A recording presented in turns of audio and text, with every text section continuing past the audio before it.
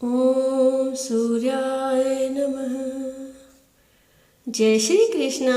राधे राधे। आज मैं आपको सुनाऊंगी पौष रविवार अर्थात अनुले रविवार व्रत का महत्व, विधि और कथा। तो सभी प्रेम से कहिए सूर्य भगवान की जय। पौष के महीने में एक माह तक जो भी रविवार आता है उसे अनुला रविवार कहते हैं। पौष मास में रविवार का व्रत कर भगवान सूर्य को आसानी से प्रसन्न किया जा सकता है।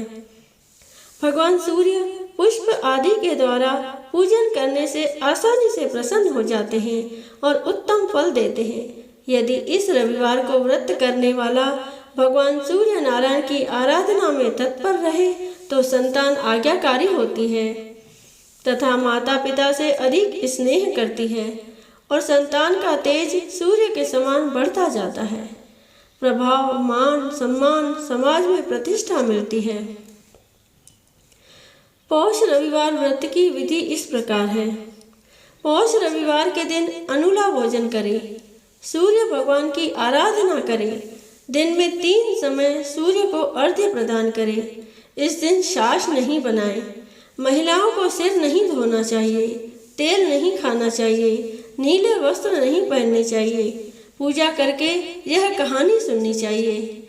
पौष रविवार व्रत की कथा। एक साहूकार था, उसके कोई बच्चा नहीं था। एक दिन सवेरे वो बाहर गया, देखा एक किसान खेत में दाना डालने जा रहा था।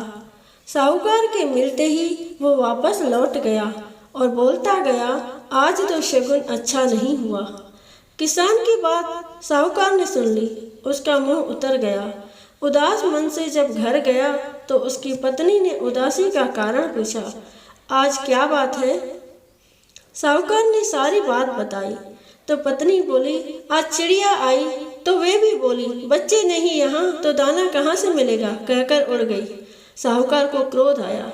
उसी दिन से सूरज भगवान की आराधना करने लगा। 12 वर्ष बीत गए। राणा देव जी ने सूरज भगवान से कहा, यह इतने मन से आपकी आराधना करता है, इसकी पुकार सुन लो जी। सूर्य भगवान ने उसके सामने प्रकट हुए और कहा, तेरे भाग्य में संतान नहीं है, पर मेरे आशीर्वाद से एक कन्या होगी। 9वें महीने एक कन्या ने उनके घर में जन्म लिया। कन्या जब हंसती तो उसके मुख से हीरे मोती गिरते। मालिश वाली आती और हीरे मोती ले जाती। एक माह बाद मालिश वाली का आना बंद कर दिया तो उसकी माँ को हीरे मोती मिलने लगे। उनके घर में बहुत धन दौलत हो गई। उसके पिता ने सोचा, लड़की बड़ी हो गई है, इसकी शादी कर देते हैं। उसकी माँ ने कहा, मेरे उठते ही इसका मुंह देखने का नियम है, क्यों नहीं हम घर जवाई रख लेते हैं। एक गरीब लड़का ढूंढा और उसकी शादी कर दी। शादी के बाद रोज सुबह उसकी माँ उसको उठाने जाती तो लड़के को बुरा लगता, तो लड़की ने प्यार से समझा दिया कि माँ के मेरा मुंह देखने का नियम है। एक दिन जवाई ने लड़की को उठा दिया और देखा हीरे मोती उसके मुंह से गिर रहे हैं। उसने उठा लिया। लड़की की माँ आई तो समझ गई कि जवाई को पता चल गया। उसके मन में लालच ने घर कर लिया। उसने अपने जवाई को मारने के लिए एक आदमी भेज दिया। आदमी ने जवाई को मार दिया और उसका सिर सासू को लाके दे दिया। राणा देव जी और सूरज भगवान ने सोचा, मारी दी हुई लड़की के पति को मार दिया, उसकी रक्षा करनी चाहिए। सूरज भगवान ब्राह्मण का रूप धारण करके गए और भिक्षा में जवाई का सिर ले आए। अंग जोड़कर अमृत का छिट्टा दिया और उसका पति जीवित हो गया। लड़की के पौष रविवार का व्रत करने का नियम था। वह पूजा कर कहानी सुन भोजन करने के लिए पति का इंतजार कर रही थी। उसका पति आया तो उसने पूछा, आपको पता नहीं है क्या, दिन अस्त होने पर मैं खाना नहीं खा सकती, अगले दिन खाना पड़ता है।